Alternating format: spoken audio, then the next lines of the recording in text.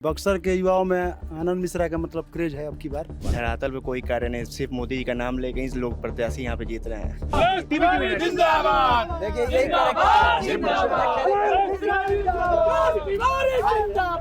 मिथिलेश तिवारी जी और नरेंद्र मोदी जी ने जो 50 साल में नहीं हुआ है वो 10 साल में करके दिखाया है। क्या क्या तुमको तो पता है? संदीप आप भी उसी में सीधा सब तरह लग रहा है ना। आपको काट करना चाहिए। आप धमकी क्या देते हैं कि बंद करके चले जाएंगे। चलिए अभी एक न्यूज वाले थोड़ा ना है।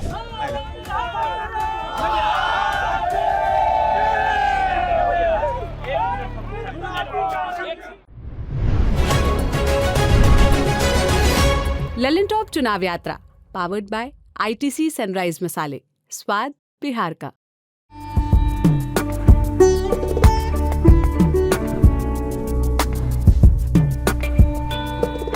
लल्लन टॉप की टीम इस वक्त बक्सर लोकसभा क्षेत्र में है और यहाँ पे 3 उम्मीदवारों के नाम की चर्चा है। पहले उम्मीदवार बीजेपी से मिथिलेश तिवारी और आरजेडी से सुधाकर सिंह, पर एक तीसरा उम्मीदवार है जो निर्दलीय चुनाव लड़ रहा है, फॉर्मर आईपीएस ऑफिसर आनंद मिश्र। हम जब सड़कों पे घूमते हैं, लोगों से मिलते हैं, बात करते हैं, तो यंग लोगों में खास करके आनंद मिश्र का बहुत क्रेज़ है क्या दोस्त? क्या नाम है आपका? मेरा नाम हुआ मनीष उपाध्याय। मनीष जी, आनंद मिश्र जी, आप थोड़ी देर पहले बोले थे, हमने पूछा कैसे हैं, तो आपने मुंह से एक शब्द निकला, आनंदमय।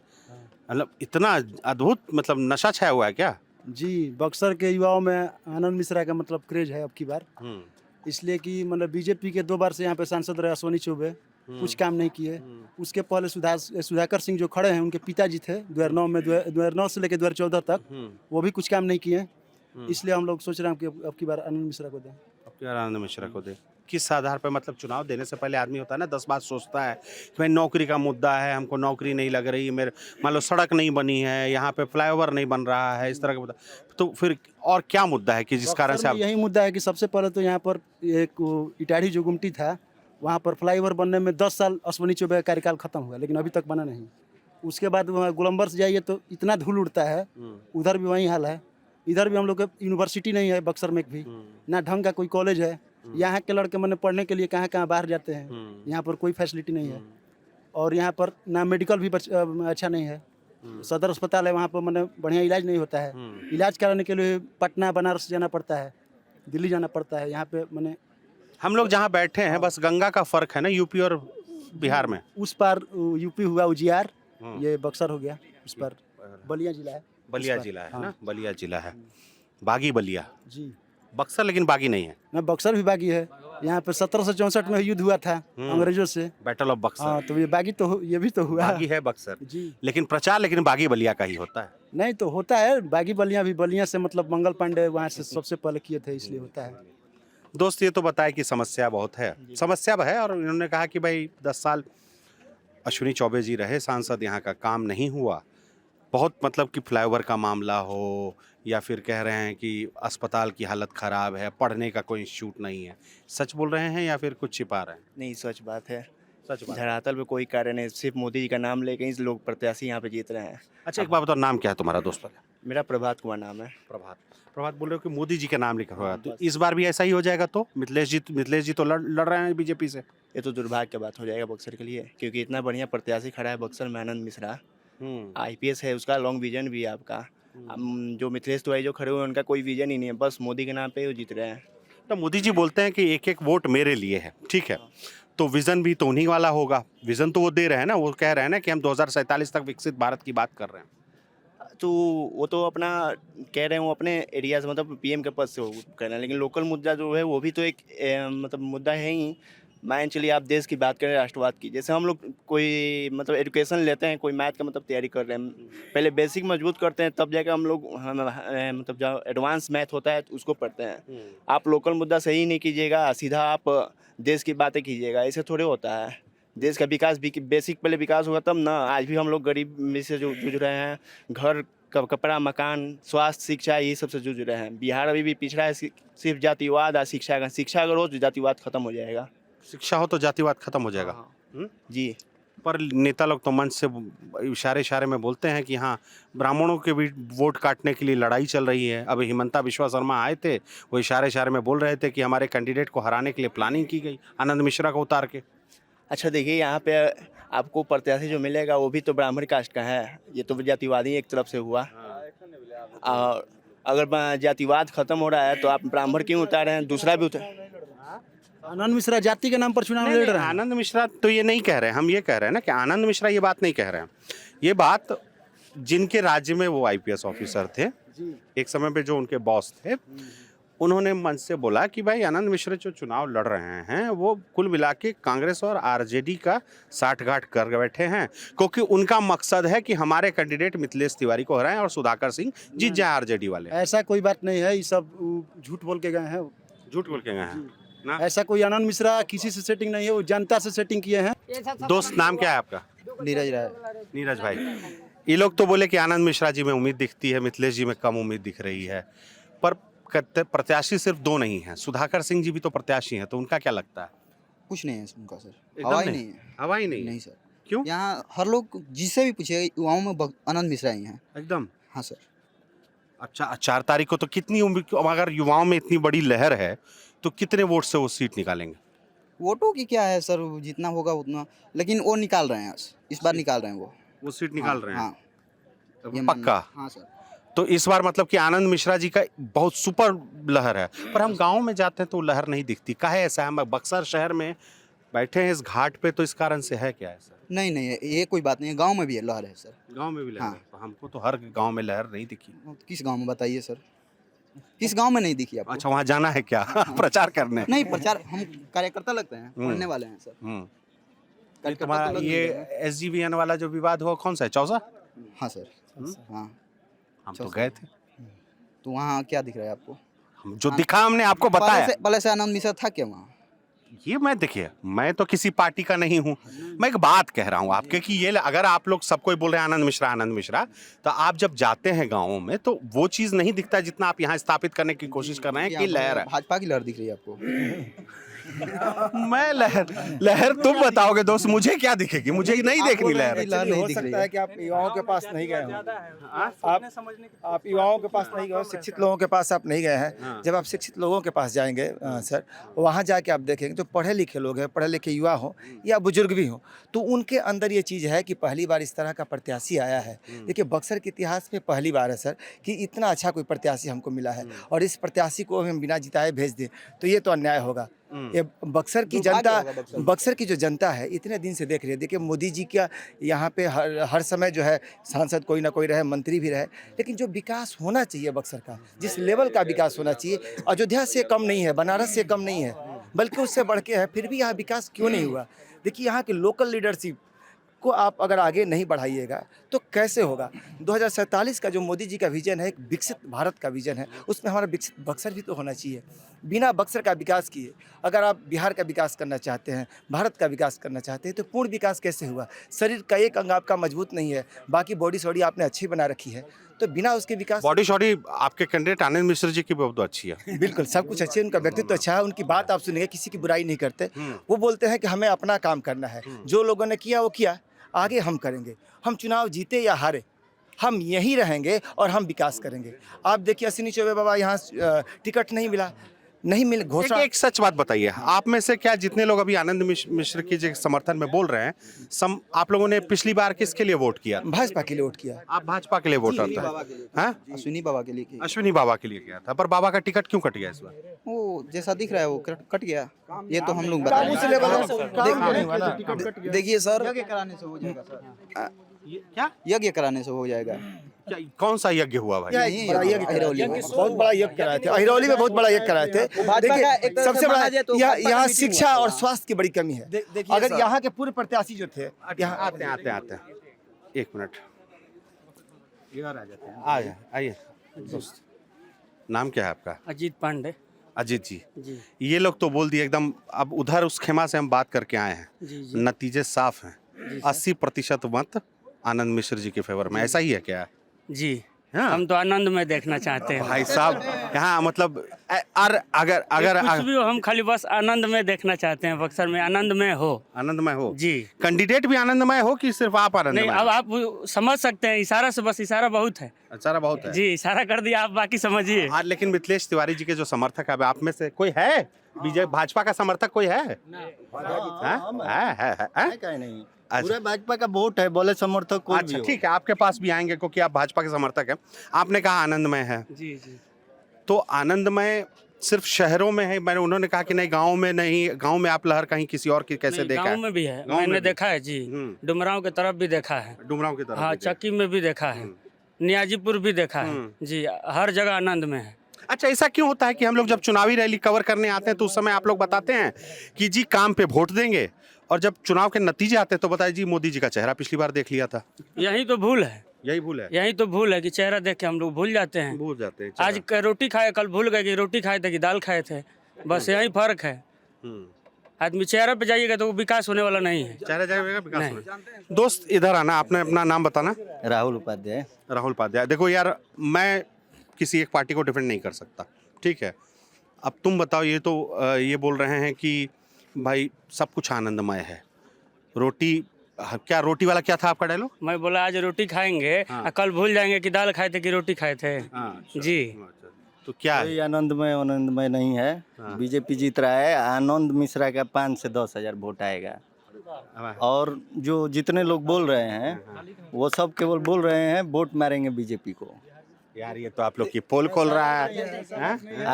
काम का बात कर रहे हैं, मोदी जी को देख के वोट देना है, और इनके पास कोई विजन नहीं है। आए हैं सीधे आईपीएस से उठ के, इनका पहचान है कि हम आईपीएस आनंद मिश्रा हैं।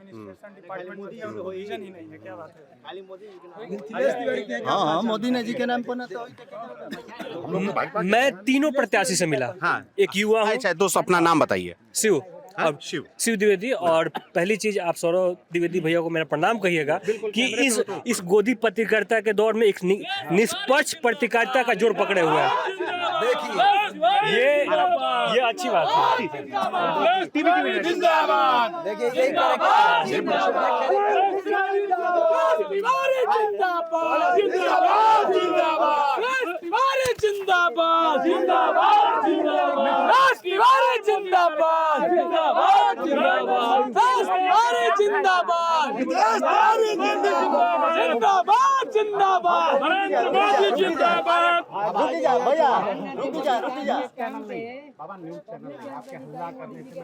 ये बोलने से कोई फायदा नहीं। आप बात करिए रखिएगा ना, आपका बात जाएगा।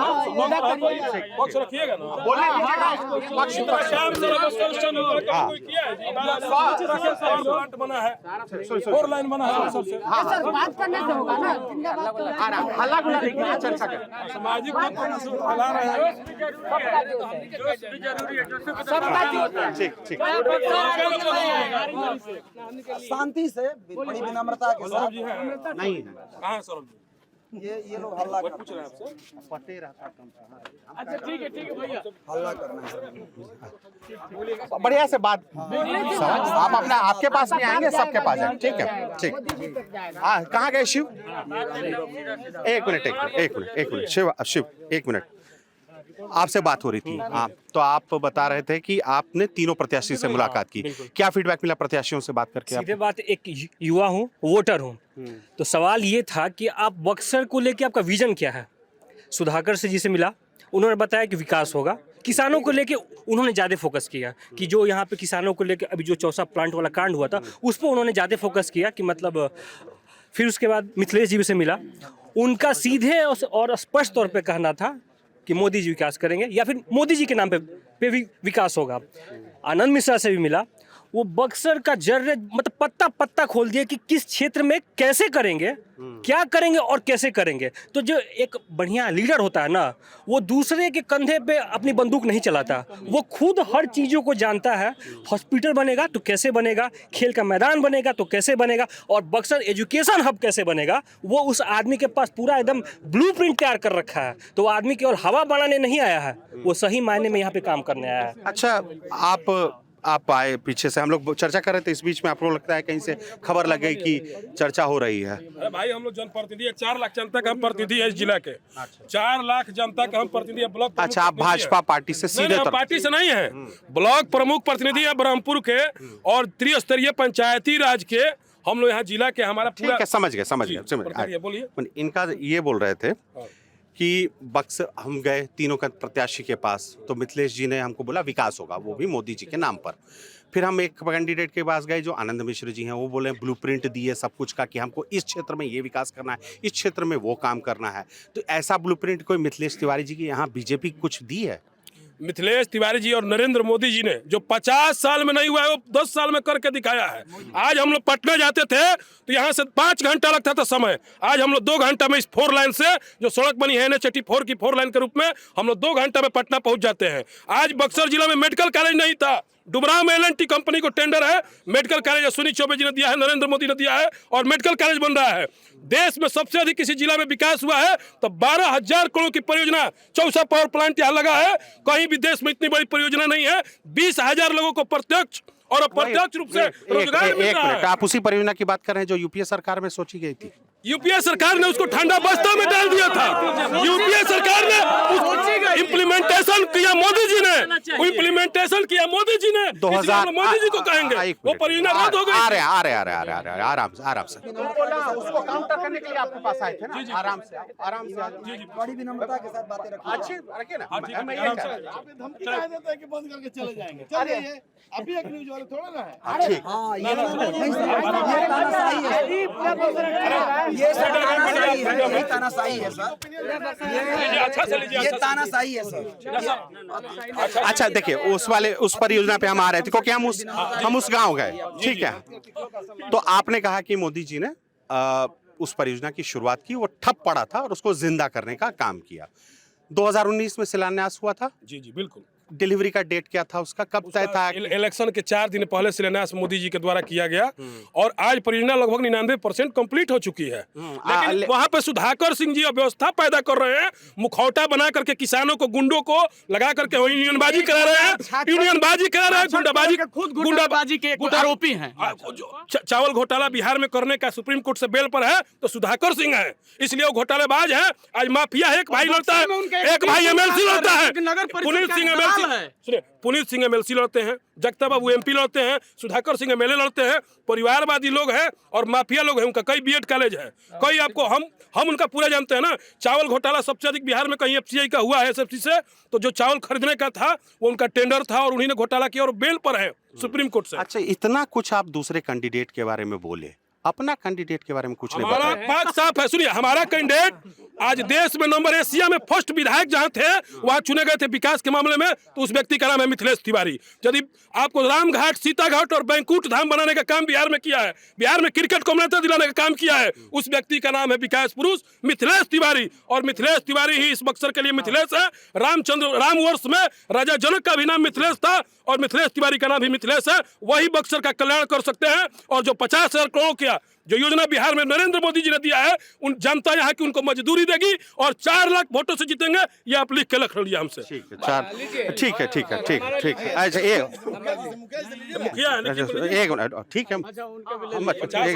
एक मिनट, हाँ ठीक है, बढ़िया। हम ये कह रहे थे कि आप चीख के बहुत कुछ बता गए। आपने मिथिलेश तिवारी जी के किसी प्लान में शिक्षा को लेकर और स्वास्थ्य को लेकर कुछ नहीं कहा। बोलिए। विश्वविद्यालय इनको बोलने दिया ना, सब इनको भी बोलने दीजिए। हाँ। जैसे हमारे भाई जी ने बोला कि तीनों प्रत्याशी के हम गए, उनका विजन था। मिथिलेश तिवारी जी भी गए, वो भी विकास की बात कहे। सुधाकर सिंह ने किसानों की चर्चा की और आनंद मिश्र के पास डॉक्यूमेंट्स है, इतना डॉक्यूमेंट्स उनके पास है। सुनिए ना, अब डॉक्यूमेंट्स है उनके पास। कौन सा ऐसा, मैं 20 वर्षों से मुखिया हूँ, राम जी भाई जानते हैं अपने पंचायत का। सारा लोग विकास सरकार के फंड से करते हैं। हम भी अपने वादा किए थे कि खेल का मैदान बना देंगे, डायरी का करेंगे, ये करेंगे, वो करेंगे। सरकार नहीं किए क्या किए बता रहे हैं, सब कुछ किए सरकार के। सुनिए, मेरा पंचायत में जानिएगा, नहीं वो बता रहे कि मैंने वादा किया, मैंने पूछा कि पूरा नहीं किया क्या, तो बता रहे। संदीप बताइए ना। संदीप जी सुनिए आप भी उसी मसीह दशक तरह लग रहा है ना आपको काट करना चाहिए। ना आप देखिए सुनिए मेरी बात। आप मैं नहीं किया होता काम तो 4 बार नहीं जीतता। अच्छा चलिए, आप 4 बार। अरे बाबा भैया सुनिए ना, आपका चुनाव नहीं है, हम लोग देश का चुनाव पे बात आप कर रहे हैं, मेरी मुद्दा आ गया। बात सुनना जाए। आनंद मिश्र का डॉक्यूमेंट्स आया है कि ये करे, मैं उन्हीं बात पर आ रहा हूँ, अभी की बात पर। उनका सरकार से प्रायोजित योजनाएं नहीं मिलेगी, उनके पास कौन सा ऐसा फंड है कि काम करवा देंगे। मोदी जी अभी हेमंत बिश्व शर्मा जी आए हैं, उनका देखिएगा, वो बोले कि हम भाजपा में नहीं जाएंगे, हम निर्दलीय हो गए। आप भी बहुत न्यूज कवरेज करते होंगे, एक निर्दलीय जीत जाए, हम भी कह रहे हैं, तो बक्सर का कौन सा ऐसा उनके पास विजन होगा, कौन सा ऐसा फंड हो जाएगा कि सारा विकास निर्दलीय होकर हमारे बक्सर की जनता को खुशामद कर देंगे, सारे लोग खुश हो जाएंगे। इन लोगों की अब जैसे लग रहा है ना कि डिवीजन हो गया। पहले क्या होता है, लल्लन टॉप के डिस्कशन में लोग बीच बीच में रहते थे, पर डिवीजन हो गया। पर आइए दोस्त, आपसे बात कर लेते हैं। आपका नाम क्या हुआ? जी मनोज कुमार चौबे।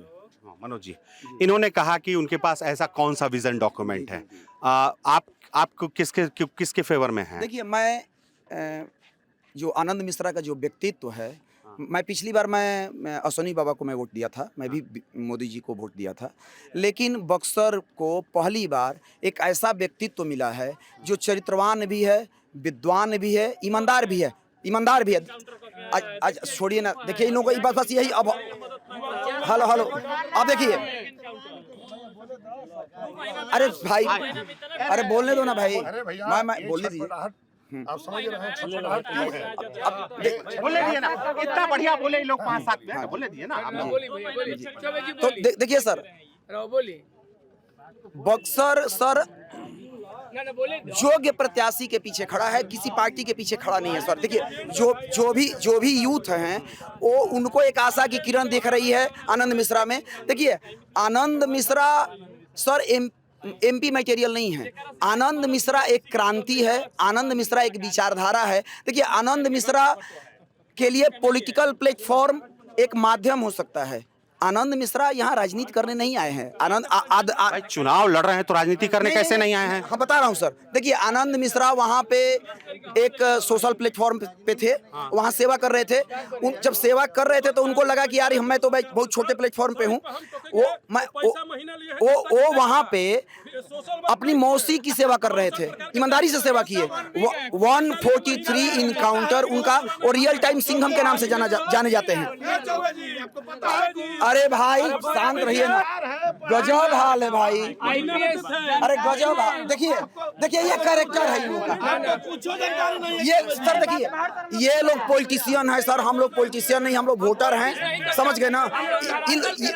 देखिए ये लोग छटपटा रहे हैं। और आनंद मिश्रा सर वहाँ पे अपनी मौसी की सेवा कर रहे थे, ईमानदारी से सेवा किए।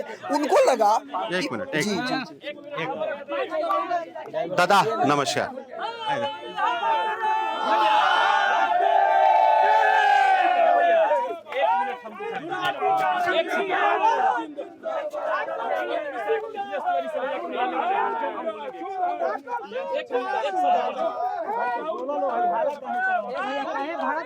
बैटल ऑफ बक्सर यही हुआ, उग्र हो गई भीड़ बहुत ज़्यादा। मतलब आनंद मिश्रा के समर्थक और बीजेपी के समर्थक आपस में भिड़ गए। स्थिति ये थी कि हमें डिबेट बंद करना पड़ा। इस रिपोर्ट में हमारा साथ दिया अमित अवस्थी ने। हम संदीप कुमार सिन्हा, देखते रहिए दी लल्लन टॉप।